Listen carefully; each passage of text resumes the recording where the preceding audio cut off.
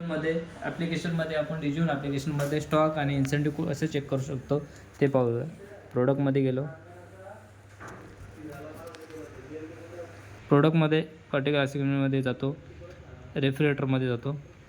रेफ्रिजरेटरमध्ये आपण cross fee बघूया.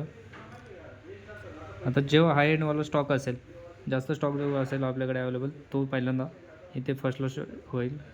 हा LGचा रेफ्रिजरेटर. प्राईज अँड ऑफर डिटेल्समध्ये जा.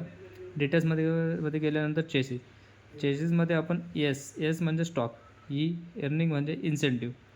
ह्यामध्ये आता चेसिसमध्ये आता 1117 दाखवतो, पण फर्स्ट डिजिट काढून टाकायचं. उरलेले 117 हा तुमच्याकडे असलेला स्टॉक आहे.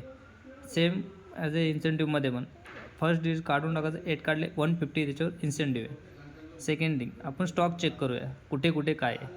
आता भिवंडीमध्ये एक दाखवतो, मानकोली दाखवतो. यामध्ये आपण चेक करू शकतो का कोणत्या स्टोअरला आपल्याकडे वेअरहाऊसमध्ये किंवा कुठल्या स्टोअरला कोणता स्टॉक आहे, किती स्टॉक आहे ते आपण पर्टिक्युलरली